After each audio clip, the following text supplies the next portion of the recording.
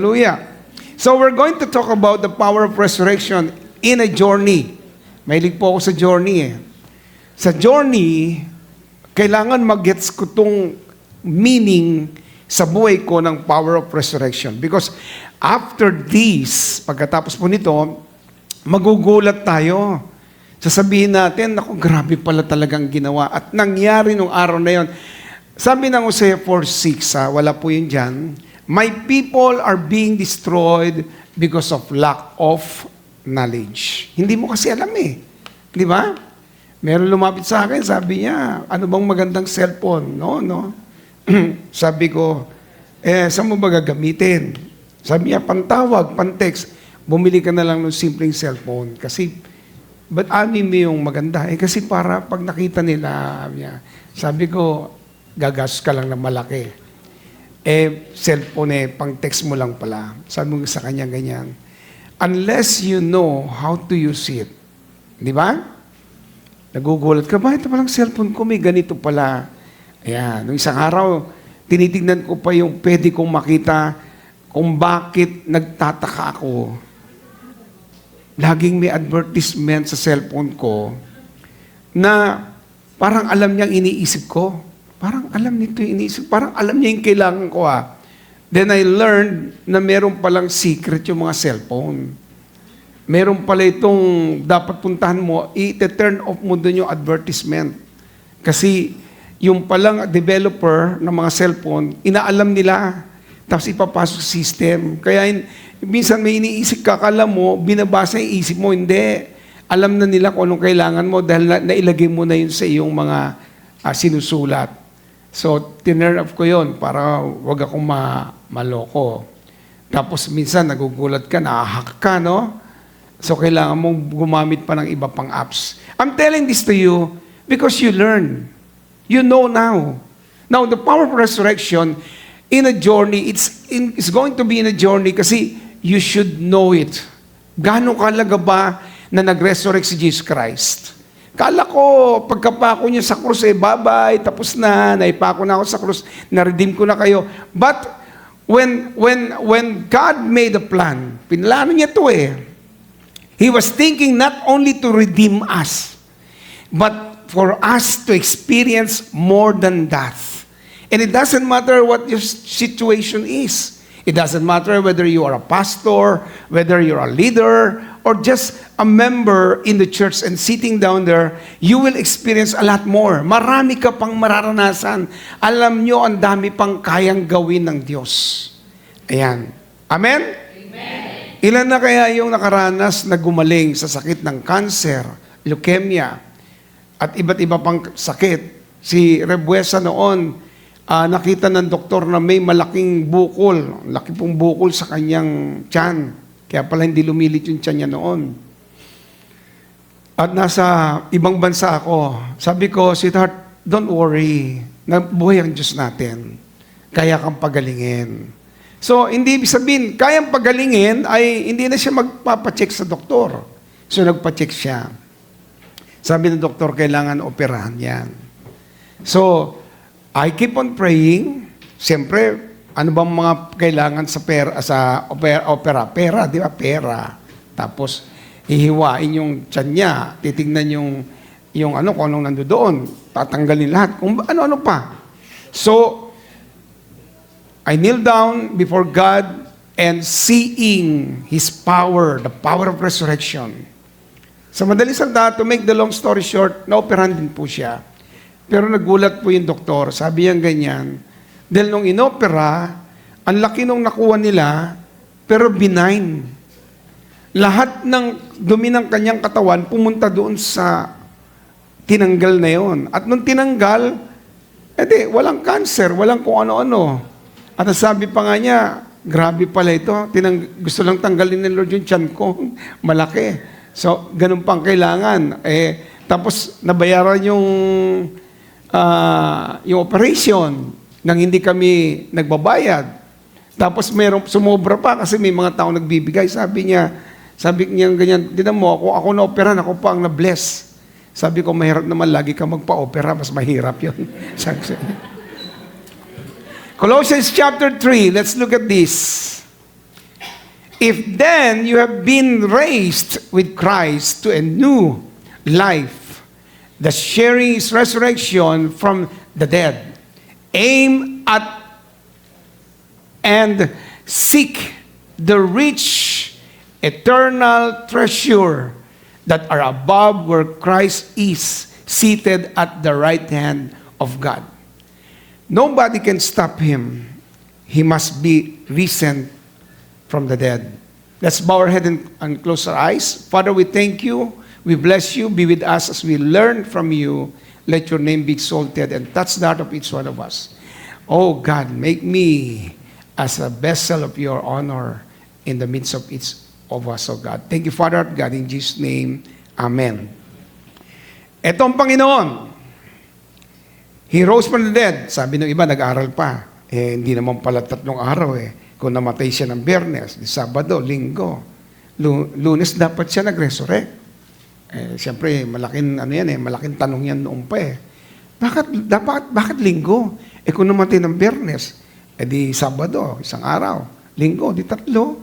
Sabi niya, Linggo, Lunes dapat. Di ba? Ganun tayo. Kasi tayo, pinauso natin yung 24 hours. Noong panahon ni Jesus Christ, ang alam nila, pag nag-alas 6 na, umaga ang tawag nila. Pag nag-alas 6 naman ng gabi, gabi na. And they call the day, yung unang sikat ng araw, day na sa kanila yun. Kaya yung Friday na yun, doon siya pinatay, o doon siya namatay, 1 araw na sa kanila yun. Tapos, sumikat ulit ang araw, kinasabaduhan, 1 day na naman yon, the second day. So, pagkasikat ng araw ng linggo, ika-3rd day, he rose from the dead. Nasa Bible naman yan, sinabi naman ni Jesus Christ, no? Sabi niya ganyan, habang may araw at araw pa, lumakad tayo. Sabi niya ganyan. You see, marami kasing iba sa atin at iba sa Bible. Now, as we look at this, sinabi niya ganyan, hindi pala siya bumabay. Bye, na-redeem ko na kayo. He went up and seated at the right hand of the Father.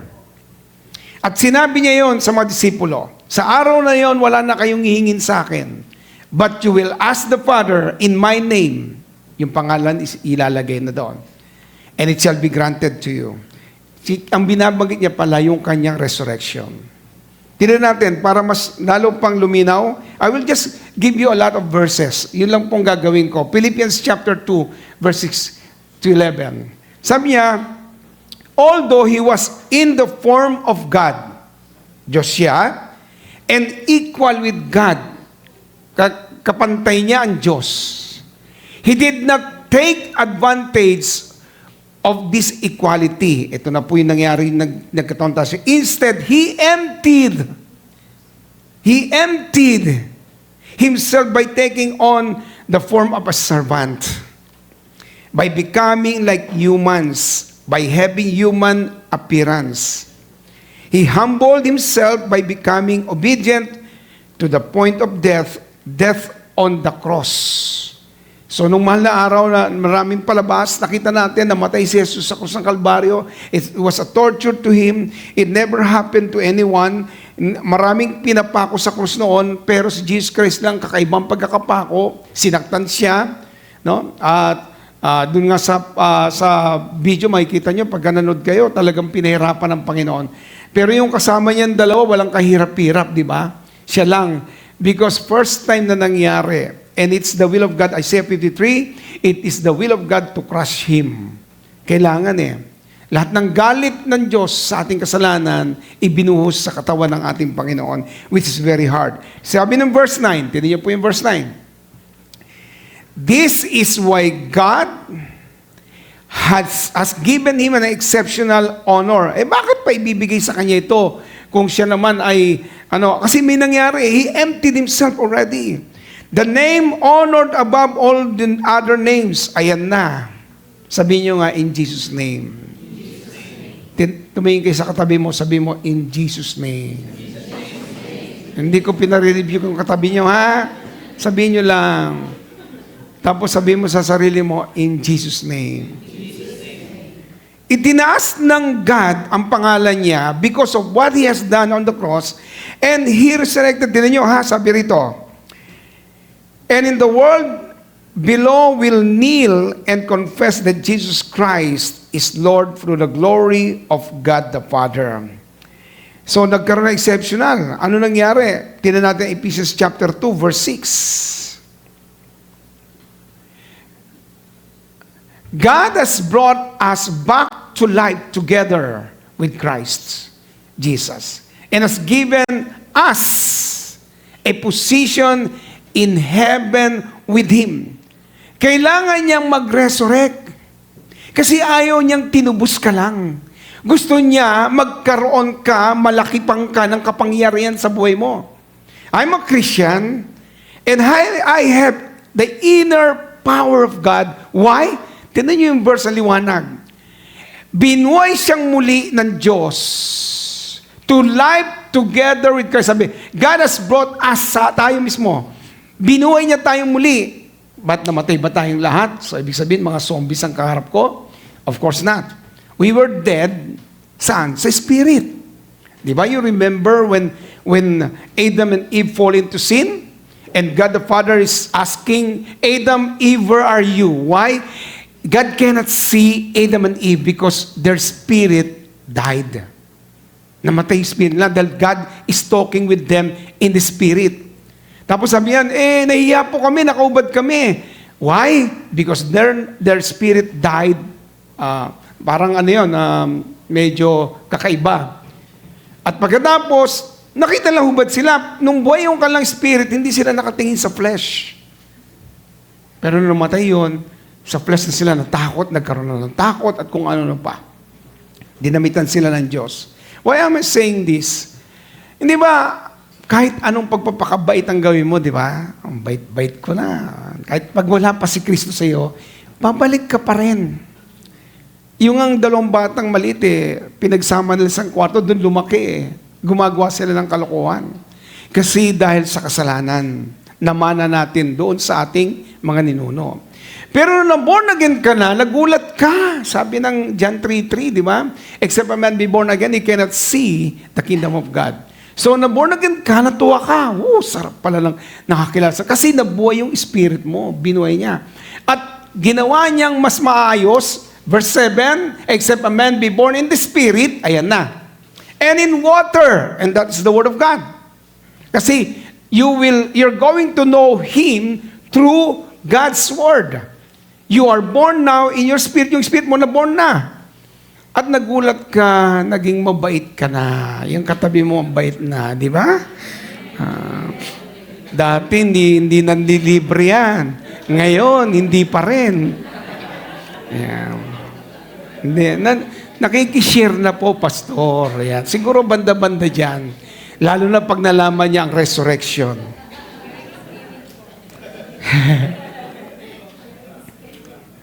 He said, the Bible declares, brought us back to life, and now I'm a born-again Christian, together with Christ Jesus, and has given us a position in heaven with Him. So pag naglalakad na pala ako, may nagtanong sa akin, gano'n po ba katagal muna bago maranasan mo yung power ni Lord, bago magpalayas ka ng demonyo, bago ka mag-pray sa may sakit, gano'n ba katagal ng pagiging Kristiyano? Wala po yung patagalan. The moment you receive Jesus Christ in your heart, kasama ka na po sa position na yun. May power ka na. Amen. Kaya lang, sige, palapanan. Kaya lang hindi gumagana, hindi mo alam. Di ba? Yung lalaking payat na payat, hika-hika na. Tapos may nakita siyang truck na nag-overspeeding, biglang pumunta sa gitna at ginanon niya yung kamay niya. Huminto yung truck. Hindi siya huminto dahil payat yung tao, nakakaawa. Huminto siya kasi nakita niya naka-uniforming pulis. Tapos meron pang badge. May authority. Alam nung payat na yon na hindi siya kakatakutan. Hindi tumatatakot sa akin. Pero dahil suit niya yung badge at naka-uniform siya, kahit truck ka pa, hinto yung truck diba? Ikaw may badge ka, authority coming from Jesus Christ. Kasi sinabi niya, binanggit niya na Nagtataka lang ako, hindi natin ginagamit. Pag may sakit tayo, either tatakbo tayo sa doktor o kaya magpapapray kay pastor pagka mabigat na yung sakit. Alam nyo, simula pa lang, palayasin nyo na. Kasi yung katawan nyo, pag-aari ng Diyos yan, at binigay sa'yo. Huwag mo nang hintayin, tumagal-tagal pa dyan. Paalisin mo na, border yan, hindi nagbabayad. Ha? Amen? Tignan nyo.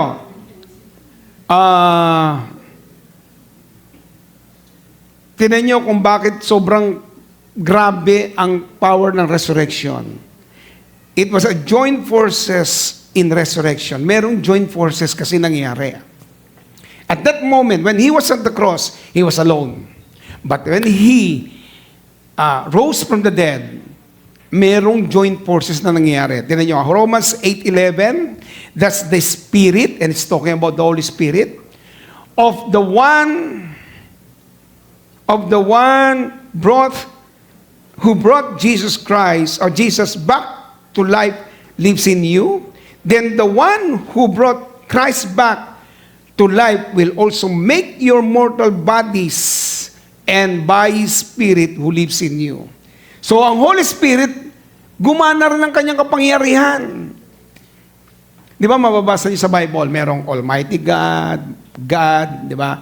Mighty God, tsaka Almighty God. Tama? Nung pinarapisay si Jesus Christ, ang nakalagay doon, kung daw nagkakamali, ay nasa Book of Isaiah. Sabi ganyan, and He is Mighty God, the everlasting Father. But binanggit na Mighty God? They're talking about just one person of God, being the Son. But when there is a power of the triune God, the power of the triune God, it was called the Almighty, a full force power. Yung resurrection ni Jesus Christ, boom! Tumulong ang Holy Spirit. Alam nyo nangyari. Alam nyo na may nangyari, di ba? Noong napabagsak, tuwan-tuwa sila eh. Tuwan-tuwa na sila sa tanas eh. Sabi, yes! Napako na sa krus, namatay na, nilibing. At sabi ng Book of Ephesians, He goes, si Jesus Christ, bumaba hanggang sa kailaliman ng lupa. Well, where hell is, yung kingdom ni Satan at that moment. They were talking about, sabi nung, Sir, mag-rise ulit yan in 3 days. 3 days? Sige, daganan nyo. Patay eh.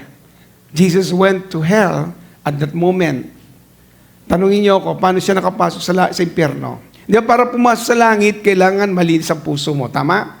Para pumasok sa impyerno, dapat ay madumi ang puso mo. Tanungin mo sa katabi mo, saan mo gusto? Sana. So, it takes holiness to be in heaven. But it takes just one sin to be in hell. Si Jesus Christ nakarating ng hell because inako niya ang lahat ng ating kasalanan. Tama? Kaya nagkaroon siya ng permit. Although He can do it because He's God. But He became a human being and He need to go there. Why? Bakit niya? He need to go to the place, the unseen world. Kailangan niyang pumunta rin. Kailangan niyang puntahan yung paradise. Kailangan niyang kunin, according to Psalm 100, who is the Lord of glory. Tapos, kailangan niyang dalhin, kasi hindi makapasok sa langit yung mga Old Testament people. Bakit? Wala pa kasi yung dugo niya. Wala pa yung dugo niya. Di ba naalala niyo nung nabuhay siya? Lalapitan siya ni Mary. Ano sabi ni Jesus Christ? Ano sabi niya? Noli me tangere. Di ba? Ano ba yung noli me tangere? Touch me not. Sabi niya ganyan. Because I still need to go to heaven. Dadali niya kasi yung dugo doon para i-preserve. Kaya lahat na namamatay na Kristiyano, diretso agad sa langit because of the blood of Jesus Christ. Yung paradise na yon, hindi sila makapasok kasi wala pa yung dugo. Alam niyo ginawa ni Jesus Christ, una niyang pinuntahan ng impyerno because of the sin na kanyang pagbabayaran. Yung kasalanan na kanyang tinubos. Dinaganan siya at alam natin in 3 days lumindol because the full force of the devil went to him in order to stop him to be resurrected. But the full force of heaven from the Holy Spirit, gumana rin ito. At ang sabi, nag-earthquake pa nga, di ba? Ang lakas ng earthquake. Pero yun ang naging dahilan para mabuksan ang mga libingan. Sabi ng John 21, if I'm not mistaken, verse 53 up to 55, nabuksan yung mga libingan. Ang ibig sabihin kasi doon, dinala ni Lord lahat ng mga Old Testament people and they marched according to the Bible, nag-march sila. At dinala niya na sa langit. Kaya doon na sila Moses, wala na po sa paradise, wala na laman yung paradise. At hindi na po tayo pupunta ng paradise pag namatay tayo. Kasi tinubos na tayo. We will go straight to heaven. Palakpakan nga natin ating Panginoon. O, tinan nyo to. Tinan nyo naman ginawa ng God the Father. Sumali din siya eh. Acts chapter 2:24. But God brought him from death, back to life and destroyed the pains of death because death has no power to hold him. God the Holy Spirit, God the Father, and last one is Jesus himself. John 11:25. Jesus said, sabi ng John 11, chapter 11, verse 25. Jesus said to her, I am the resurrection and the life. He who believes in me, though he may die, shall live. Ako na mismo ang resurrection and the life. I have the power over me. Kaya nung mag-aalas, mag-uumaga na, nakikita na ng mga demonyo, tignan mo yung kamay niya, gumagalaw na yung daliri niya, mukhang mabubuhay nga siya. Sabi, tapos talagang, daganan niyo pa! Lahat sila, persado.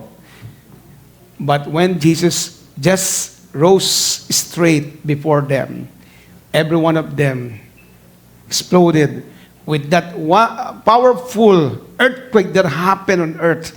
Grabe, grabe. Ang impyerno po walang match sa resurrection power ni Jesus Christ. Tandaan niyo yan, ha? Because of what happened, I'll give you the full package what the resurrection power has given us. This is the full package for you. Ephesians chapter 1, verse 18.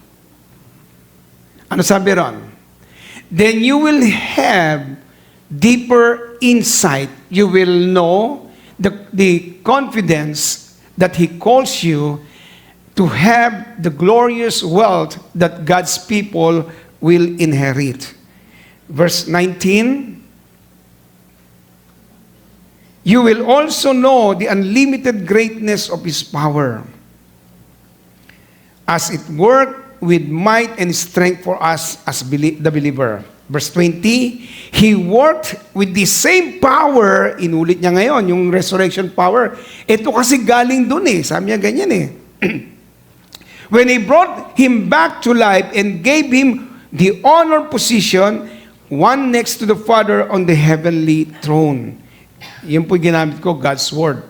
Gamitin natin naman yung New King James sa verse 21. Natin ha. Far above. Ayan. Basahin nga natin lahat. 1, 2, 3, go.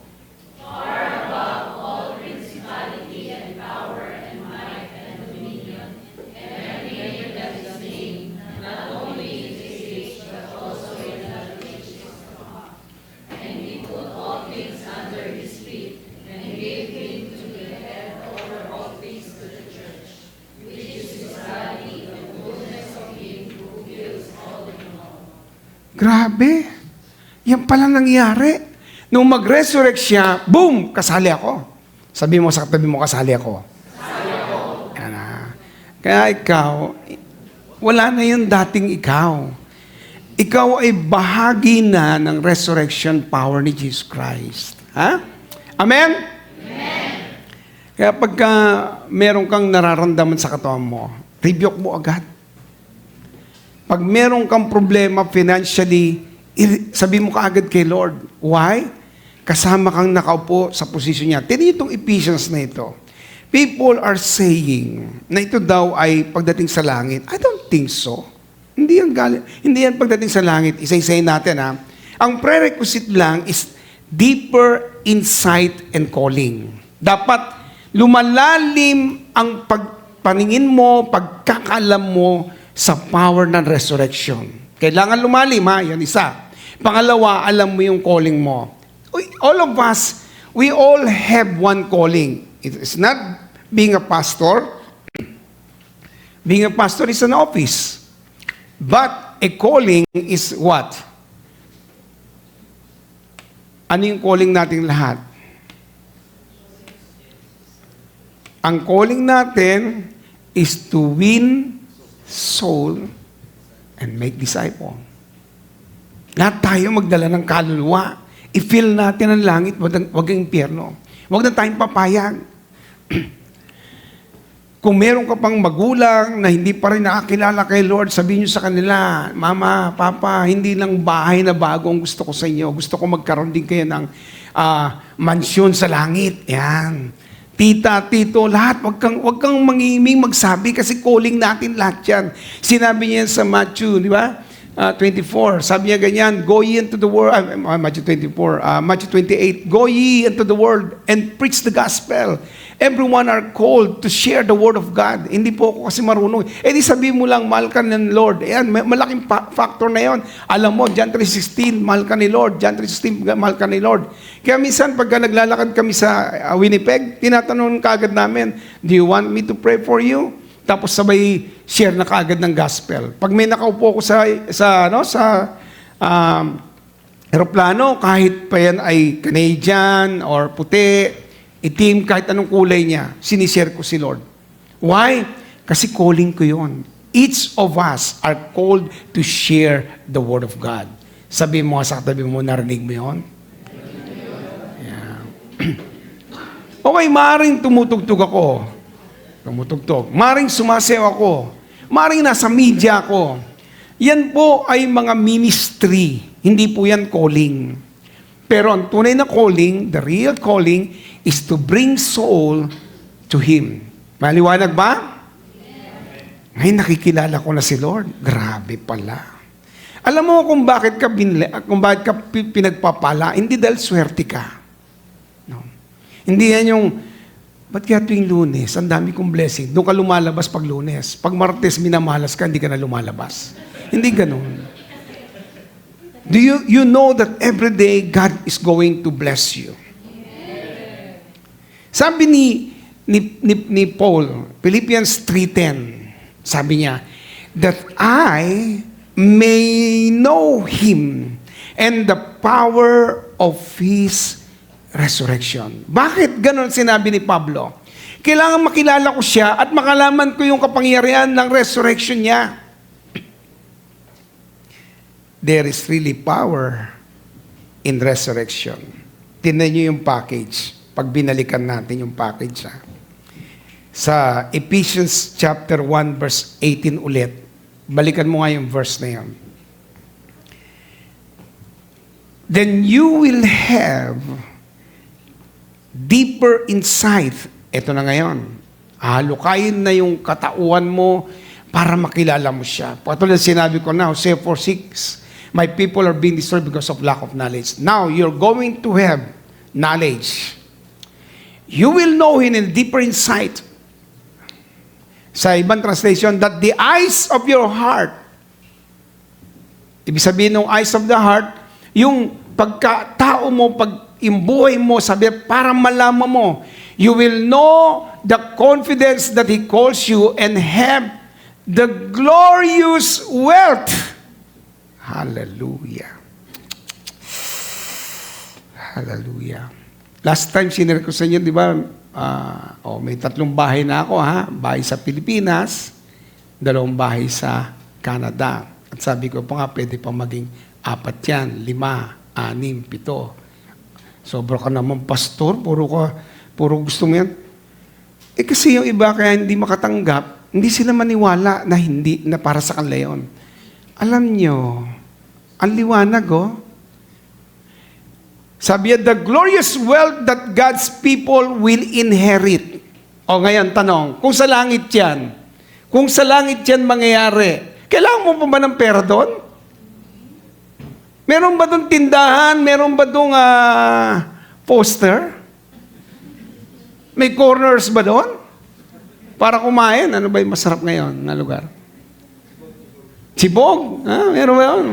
Pati ba doon magluluto ulit si brother? Hindi na Hindi mo na kailangan ng pera doon. Kaya binabanggit yan. Sabi niya, ang ginamit ay glorious.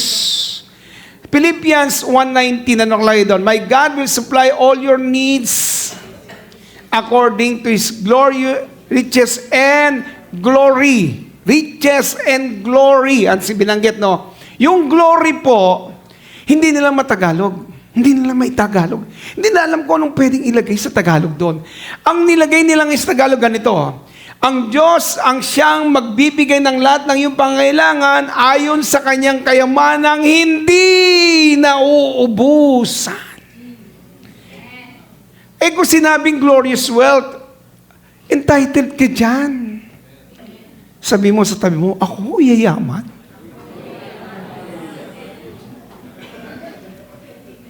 Nakasulat na Kasama sa package na muli niyang pagkabuhay ay magkaroon ka ng pinagpalang buhay. Not only just a blessing, but a glorious wealth. Hindi ba? Kaya pala, si Brother Frank, sabi niya ganyan, desperado ko, nalaman ko, laki ng babayaran. Yung pala, may glorious wealth si Lord sa Amerika. Pagdating doon, boom! Mura yung babayaran. Bakit? Glorious wealth. Kung ginawa ni Brother Frank, pumila doon sa sa tindahan ng ticket, baka manalo ko, sayang. Pagpipray ko rin naman kay Lord matagal pa naman. Lord, patamain mo yung number in Jesus' name. Kaya hindi ganun si Lord Dahil meron talaga. Meron nakalaan. Hindi mo lang alam. Si Jesus Christ nga, di ba? Sabi niya, Pedro, sino ba dapat mag-tax? Yung taga rito o yung mga foreigner? Sabi ni Pedro, yung foreigner. Pero hayaan mo na, sige, kung alam nilang, kung gusto nila mag-tax tayo, kahit taga rito tayo. Mamingwit ka, Pedro. Sabi niya, Lord, tanghali na. Tsaka wala nang bibili ng isda pagka binenta ko, hindi. Basta mamingwit ka. Nabasa niyo ba yun? Tapos namingwit siya, di ba? Lord, ang tagal ko namingwit, isa lang nakihuli ko. Isa lang naman kailangan natin. Buksan mo yung bibig. Yung pala wallet ni Lord. Binuksan yung bibig, itaktak mo. Balik mo na yung isda, ang daming pera. Sabi niya, pambihira.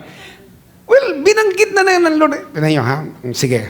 Para maliwanag sa atin kung paano tayo pinagpapala ng Diyos. Kasi nga, nag-resurrect na si Lord. Sabi mo sa katabi mo, huwag ka nang umiyak. Buhay ng Diyos. Hallelujah. I'm blessed. How about you? Tingnan niyo yung Ecclesiastes chapter 11. Pagka po kayo ay, wala po dyan Sabi niya dito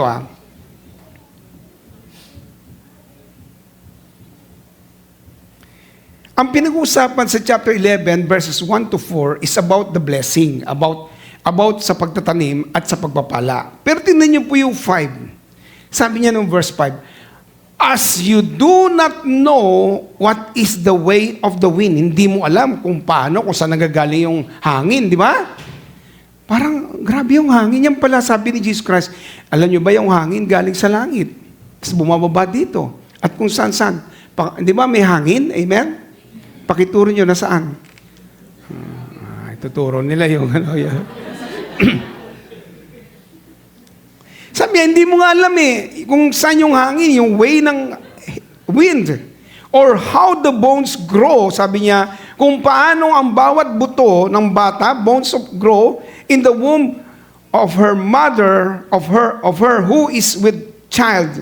So you do not know, hindi mo alam. Sabi niya, sa totoo lang, kinikilabutan ako hindi mo alam kung paanong kumilos ang Diyos at ginagawa niya makes everything real. Kapag may problema ka, huwag ka kagad mataranta. Huwag ka kagad tumaya. Malay mo malay. Kita mo, malay yun. Si Lord sigurado.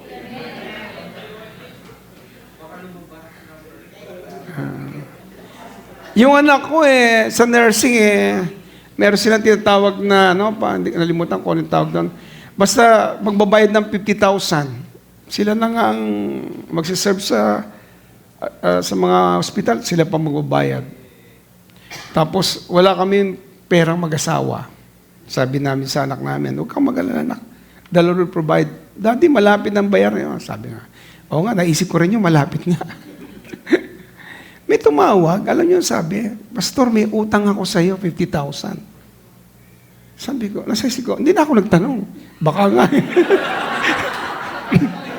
Nag-usap kami mag-asawa, may utang ba siya? Hindi ko rin alam Sabi niya, bibigay ko na ngayon. Sabi ko, paano kaya yun? Bakit? Hindi ko na maalala Pinadala. Tapos yung binayaran ng anak ko, 48 lang pala. So may 2,000 pa. Hindi ko kinuha. Yun na rin yan anak, baon mo. Bakit? Hindi mo alam kung paano mag-ipon ng Diyos para sa'yo. Nabuhay si Jesus. Sinabi niya rito sa ating binasa kanina, nung mabuhay siya, kasamang ibinigay sa package yung glorious wealth. Anong pinoproblema mo dyan? Hindi yan yung, siguro magiging presidente ako ng kumpanya. Kahit anong trabaho mo. Ay nako, sinasabi ko sa iyo. Magugulat ka na lang. Yung unang bahay namin sa Canada, kung paano namin nabili, wala kaming pang-down mag-asawa. Nasunog ang Port Mac. Namimigay ng tigli 5,000 dollar sa bawat membro ng pamilya. 4 kami. So may 5,000 na. Kulang pa. Yung may-aring nagbibenta, Pastor, bilhin nyo na. Sabi niya, wala kaming pang-down. Ito pang-down. Siya na nga ang babayaran. Siya pa nagbigay ng pang-down. Pang-down.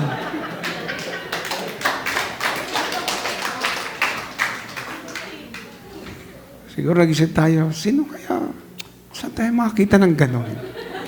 Marami nang inipon ng Diyos. Hindi mo makuha. Pagdating sa langit, magugulat. Ano yan? Ang laking box. Puro pera. Bakit nandito? Sa'yo dapat. Hindi madala. Kung ano kasi tinatayaan mo, anak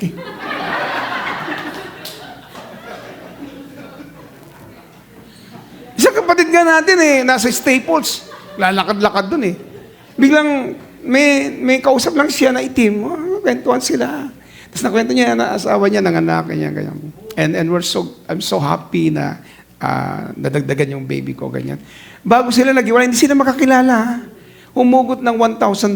Sabi niya, I want to give this to you. No, I'm not asking. Sabi niya, hindi sa kwento nga niya, walang sinasabing kailangan niya ng pera, dahil libre naman ang panganganak sa Canada. Tapos sabi niya ganyan, no, I just want to give it to you. And I'm so happy that you have a child again. Sabi niya ganyan, you know, I really don't know you, but I'm gonna receive it.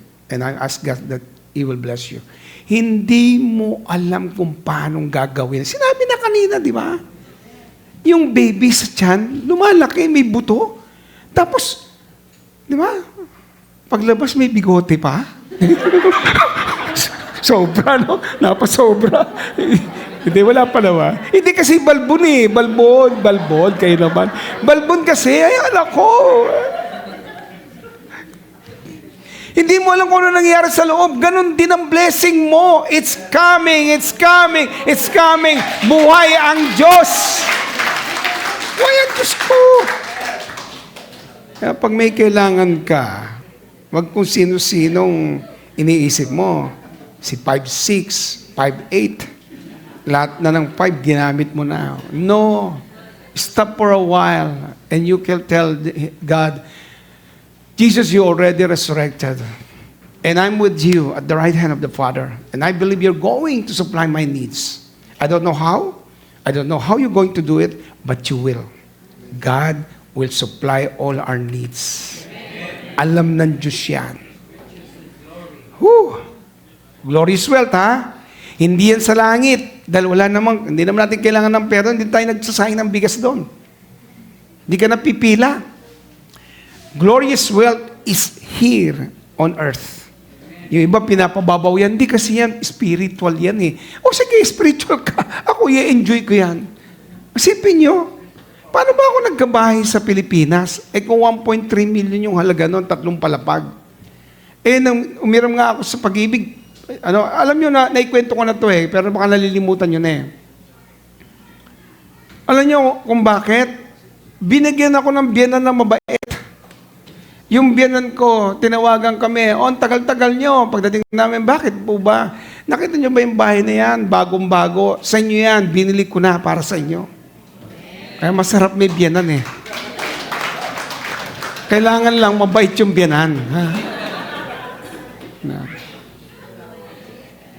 I could not imagine that it happened. Malin yung biyanan nyo. Kahit na ba hindi kayo bibigyan ng bahay niyan at lupa, huwag kayong mag-alala. Pinagpipray kayo niyan.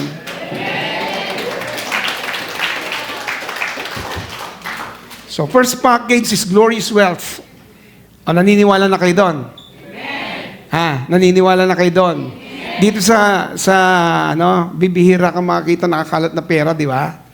And I prayed for it. God, nung nandito ako noon, sabi ko, this is impossible, but you can make it happen. I'll walk here, at meron kang blessing na ibibigay, at pupunta po ako sa Foster, bibili ako ng pagkain. Alam nyo, may $10. Sabi ko, wala nakakita. Inapakan ko pa eh, baka merong manghila eh. Tapos kinuha ko na. Sabi ko, grabe ka, Lord. Grabe ka, Panginoon. Sobra. Ginawa niya kay Elijah. Gumamit siya ng mga uwak. Di ba? Ang uwak ay mahilig manguha ng mga pagkain yan. Pero ang dinala sa kanya, cake, meron sigurong may birthday. Di ba? Tapos dinala sa kanya, kain naman siya, sarap.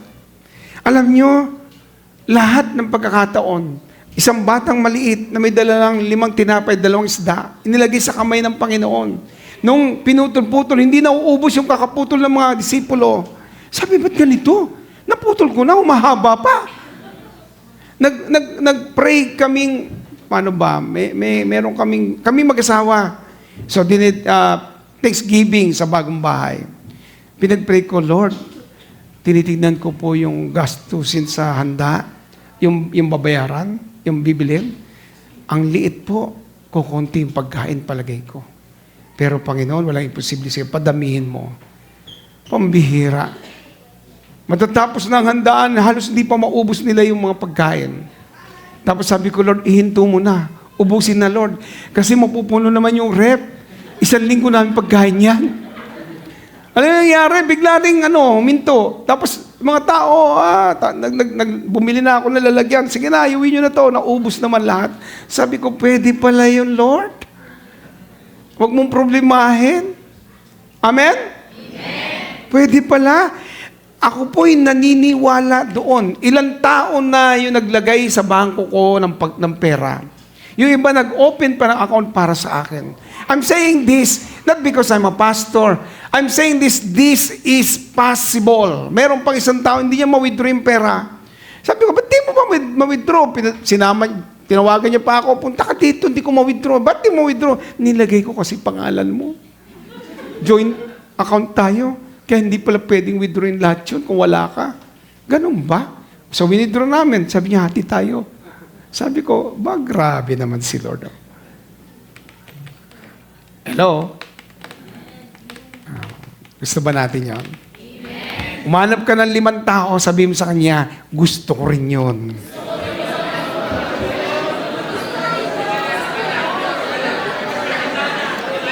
Okay, dyan sa taas. Ayaw nyo ba yan? Gusto nyo ba? O sabihin din yun dyan. Yung mga nasa taas ay parang tuod eh. Huwag kayong mag-alala, matibay ito kahit gumalaw kayo.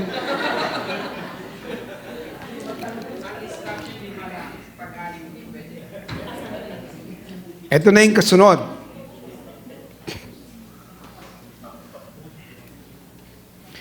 Binanggit din yung sa package yung knowledge of the unlimited greatness of His power. Binanggit din yon. Ito sabi na, Verse 19, you will also know the unlimited greatness of His power as it works with might and strength for us, the believer. Sabi niya. Matindi ang kanyang power. Matindi yung, sabi ginamit na salita, exaggerated talaga pagkakabanggit Kanina, glorious Ngayon naman, greatness. And Paul was writing on this. Sinusulat niya. Kasi nakita niya, alam niyo si John? Sinakilasa niyo si kay John? John sa Bible. Ha? Yung John na tinapon sa Patmos. Yung sumulat ng Book of Revelation. Alam niyo si John? Kaya siya itinapon sa Patmos. Siya po yung pinakamatandang apostol na namatay. Kasi kaya siya tinapon sa Patmos, hindi namamatay. Nilubog sa mantika, ay hindi namamatay. Isinara na yung pinaglubugan, tapos pagbukas nila, nakangiti pa rin si John. Hindi nila pinakain. Pero si John, pagka hinihiwa niya yung balat niya, may lumalabas na gatas. Iniinom niya. Sa kanyang katawan mismo, may lumalabas, hindi dugo, gatas. Tapos nataka sila, ba't dito pumapayat? Kasi ikaw ba naman uminom ng gatas? Oh, di ba, yung katabi mo yan, umiinom kasi ng gatas yan Bear brand. Sabi niya, tapo na lang natin sa Patmos. Hindi siya namatay hanggat hindi niya nakikita ang future, hanggat hindi niya naisusulat ang Book of Revelation. God is showing us His strength. His greatness the greatness of His power. Powerful po ang Diyos, sa totoo lang. Grabe ang kanyang kapangyarihan. Pero sinabi niya, as it works with might and strength for us, the believers. We have that power. We have that authority. We have that kind of life. We have it. Whether you like it or not, we have it. Jesus already resurrected. Nabuhay na siyang muli para patunayan niya yung kapangyarihan yun, yung pag-upo ko sa kanang luklukan ng Ama, kasama kayo. In other words, meron ka nun.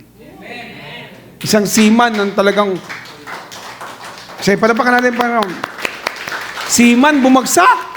Basag ang ulo. Sabi na, wala na itong pag-asa. Biyak yung ulo Nagulat yung buong mag-anak. Kasi pinag-pray nila, Lord, hindi ka nalilimitahan ng distansya. Mula sa lugar na ito, dumalo yung kapangyarihan sa anak namin. Kaya pinag-pray. Naku, nakauwi. Ayun, parang nga lang siya si Frankie's, may tahi yung ulo, ganyan. Pero buhay at ang linaw ng isipan. Minsan pag nauuntog, lalong tumatalino, Untog mo kaya yung katabi mo. Boom. Lagi sinasabi, pag sinisingil mo na, ano yun? Nalala mo ba yung utang mo? Ano yun? Yung tug mo, ay, oo. Biglang naalala.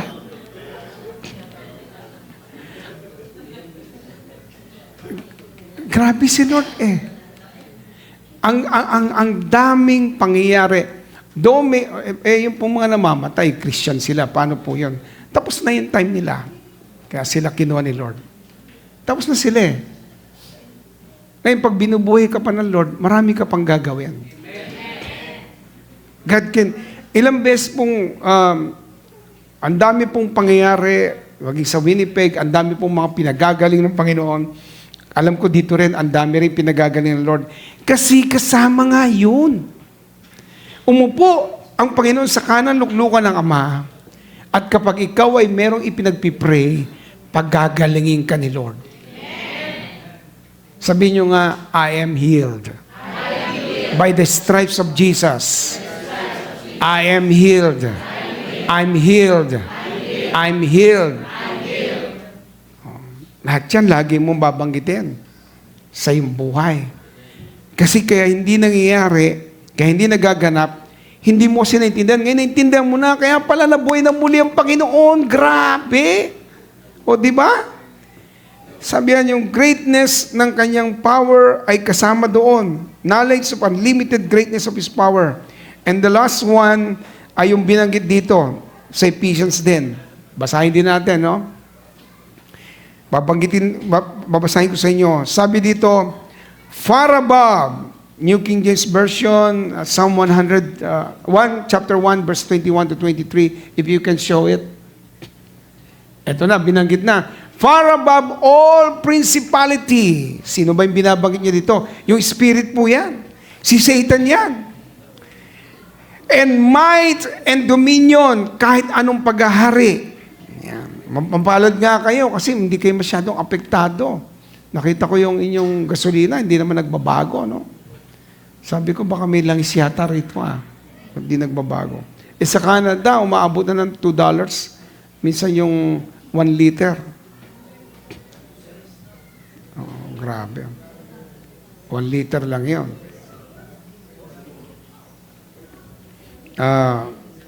Di lalo pa dun sa sa Vancouver. Sa Winnipeg pa lang minsan. Dati from 120 biglang ganun kamahal. Kala lang nila sa Pilipinas may problema ganon kahit sa ibang bansa. Talagang naapekto yun. Alam nyo, konting konti lang. Mangyayari talaga yan. Pinakikita na sa atin na in the near future bago tayo i-rapture.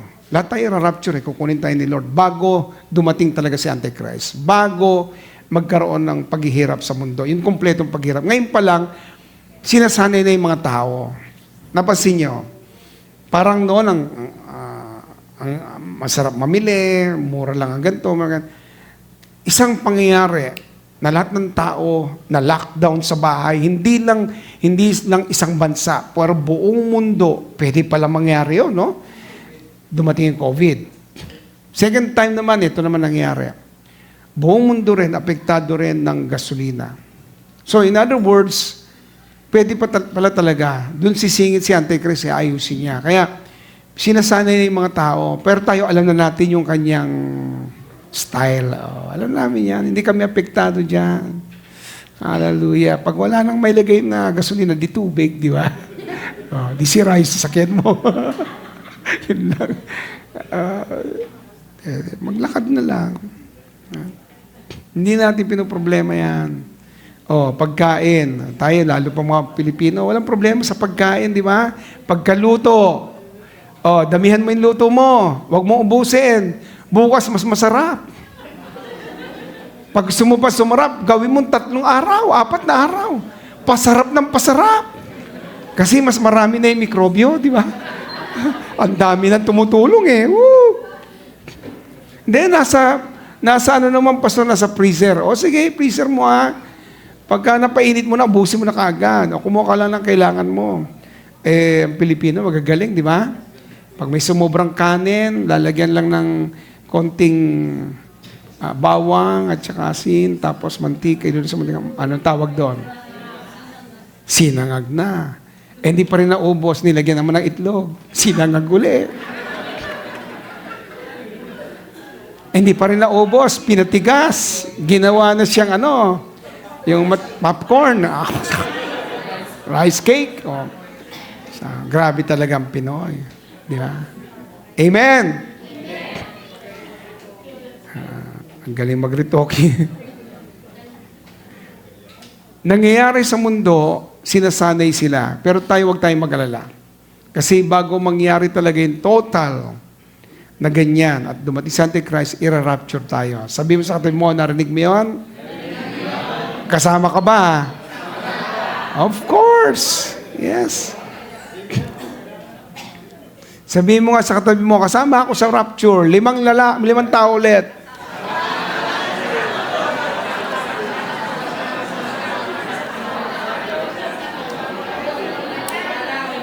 Lima lang, Baka sumobra.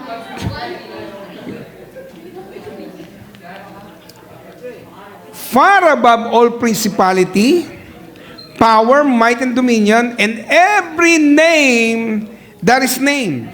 Not only in this age, Paul was talking about in his time, not only in my time, but also in that which is to come. And that is our time also. And the time of our children, children's children. Hanggang sa panahon nila. Binigyan ng pangalan. And he put all things under his feet. Nasa ilalim na ng paanan ni Kristo lahat yan. God is telling us, one of the package is authority. Sabihin nyo nga, authority. Ulitin nyo, authority. You see things happening, and it's not the way you want it to be. And you're telling to yourself, I don't like this. In Jesus' name, Lord, kaya mong baguhin ang sitwasyon. I might be down there, but you can lift me up because you are already risen from the dead. Nabuhay ka ng muli. Ako'y itatas mong buhay ko, pagagandahin mong buhay ko. At hindi po ako pinanganak para maghirap. Pinanganak ako para pagpalain ng Diyos. So this authority, sabi niya ganyan, every name that is named, pangalanan mo na lahat. Ayan. Huwag ka lang basta-basta in Jesus' name, in Jesus' name. Inuubo ka, in Jesus' name. Inuubo ka ulit, in Jesus' name. Tinatanong, Lord, ano ba in Jesus' name mo? Di sabihin mo, ubo, in Jesus' name, labas. Ayan. Pinapahulaan mo pa kay Lord kung kanino. In Jesus' name ka na, in Jesus' name.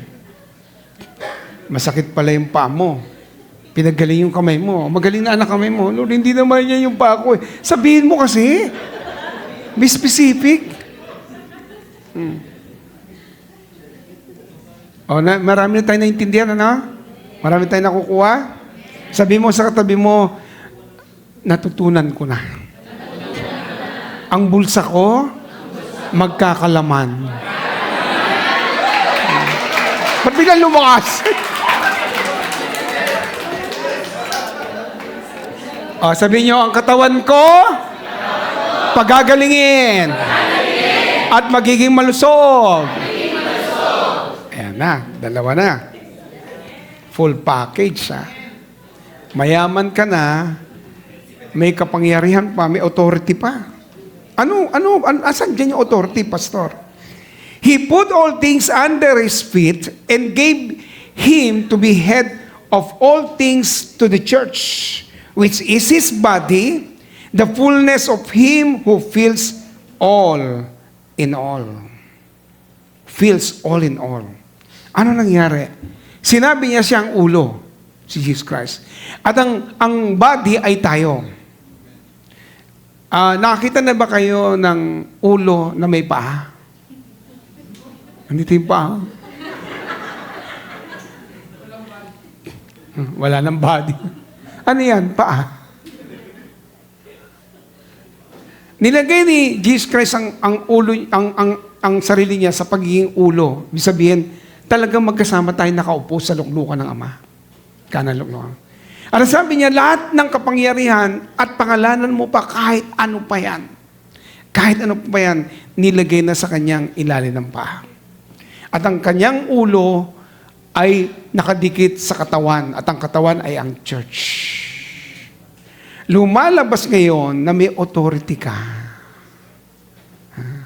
Ikaw naman nakikiusap ka pa, Satanas, maawa ka na naman.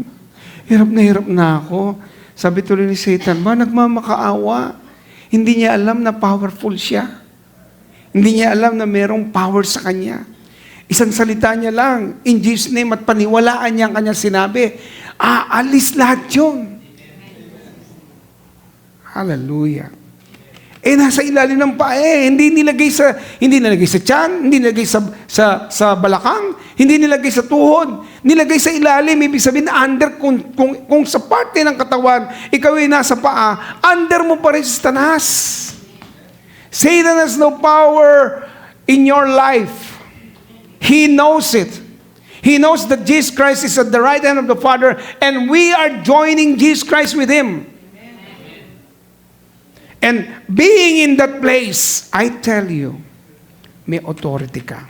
Sige nga, kung may naiisip ka ngayon ng problema sa bahay ninyo at kung saan-saan, bigyan ko kayo ng mga 2 minutes, rebukin nyo nga, sabihin nyo in Jesus' name, ha? Palisin nyo. O kaya may nararamdaman ka ngayon. Kung ano man yan, ha? Bibigyan ko kayo. 1, 2, 3, go! Teka muna. Parang tayo dito nag-ano eh.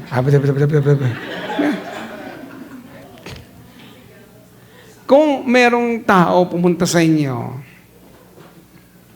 at nilalapastanganan ka kasi nga, alam niyo ba yung word na yun?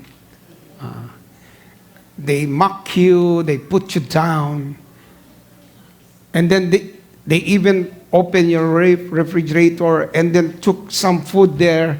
Harap-harapan kinakain niya. Ano kayang pakaramdam mo? Hindi mo naman siya kilala. Ba't pumasok ito? Kinakain yung pagkain namin. Siguro, mararamdaman mo yung parang indignation. No, hey, teka muna. Anong ginagawa mo? Sabi niya, wala kang pakialam. Gusto kong gawin to eh. Siyempre, magagad ka, di ba? Baka mamaya mabangasa mo pa o mabatukan mo, di ba? Ikaw, ang lit-lit pa. Boom! Sabi niya, paano mo binabatukan? Hindi mo naman, pagkain ko yan eh. Bayaran mo. Di ba? Ganun pa, sabi mo, bayaran mo yan. Dahil nagagalit ka, dahil binabaliwala, bilang pumasok sa bahay mo, ganun. Si Satanas, ganun. Pasok siya ng pasok, tira ng tira, ikaw naman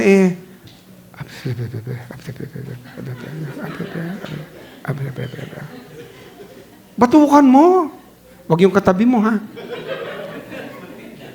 Labas mo yung ayaw mo siya. I've said it before, na para kami hirap na hirap mag-asawa. Uwi na lang kami sa Ilocos, o sa La Union. Gasolina at lahat. Bago umuwi, Dad, wala kaming pang-gasolina. Hintayin ko muna mag-alisan yung mga kapatid ko. Huli kami. Kasi nahihiya akong ipaalam na nangihingi ako ng pang-gasolina. But while we were traveling, we talked together. And we declare, this will be the last. The next time around, we will give money to our parents. Dineclare namin yun. Tinigasan talaga namin. Siyempre, yun ang gusto ng Lord eh. The more you shout it, the more you show that you don't like it. Para bang, kumbaga, kung meron ka nararamdaman sakit, ayoko ng ganito. Kasi ikaw naman Lord, ang sakit. Ba't inihimas mo? Para hindi sumakit. Palisin mo! Hanggang ngayon ka na lang, umalis ka na dyan. Magalit ka. You show that you don't really like it. Kasi parang meron ka pang posisyon na parang, pwede naman tiyaga-tiyaga lang. Ano ka? Sabi mo, anak ka ng Diyos, di ba? Okay 2 minutes. 2 minutes. Baka mamaya, papalayasin nyo sa inyong katawan, sa inyong pamilya, at lahat ito. Ready? 1, 2, 3, go! Sige! Ang bulsa ko hindi na maubusan. Ang buhay ko hindi na kawawa. In Jesus' name, I rebuke it. I rebuke poverty, sickness, diseases. Get out of my family now! Out! Out in Jesus' name! Out in Jesus' name! Out in Jesus' name!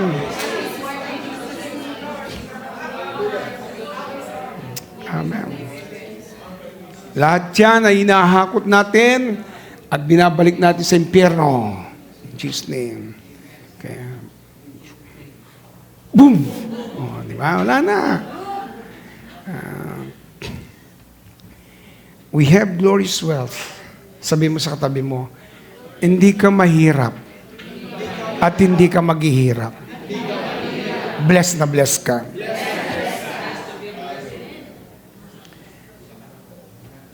Tapos sabihin mo rin sa katabi mo, yung kapangyarihan ng Diyos dumadaloy sa buhay mo. Dumadaloy sa dugo mo. Pati sa pamilya mo. At pangatlo, sabi mo, meron kang authority. Sa pangalan po ng Jesus. And this last word is resurrection is the source of my powerful Christian life. Ayan. Praise God. Amen. You need to believe it. You need to put it in your heart. Beginning this day, your life is filled with the Word of God. And you know it. That the Word of God is keep telling you, you're my son, you're my daughter, and I love you so much. I'm going to bless you wherever you go, whatever you do. Sobra ang Diyos. Kahit saan ka pumunta, inahabol ka ng pagpapala. Even David said it, no? Di ba? Sabi niya, surely goodness and mercy shall follow me all the days of my life. How come it happened to David? Eh, hindi pala pa naman si Jesus Christ, hindi pa naman siya napapako sa krus. Because David was looking forward. He knows that there is somebody who will come, who will redeem him. At alam niya, po pwedeng sinusundan, hinahabol ako. Ano sabi nung follow? Pag tinignan niyo po yung follow, yung word na follow doon, ang mga word na katulad niya, according sa Hebrew word, ay talagang hindi ka lang susundan, i-overtake ka pa. Kumbaga, hindi ka pa nakakapunta, nandun na sa pupuntahan mo. Oh, di ba? Amen? Hindi ka pa nakakarating, andun na, nauna na. Grabe ka, Lord. Alam mo, mapapayakan na lang eh. Sobra na to, Lord. Kung paano mong ginawa, hindi ko talaga malaman. Kasi ngayon na nakalagay eh. You're blessed. Let's all arise, please.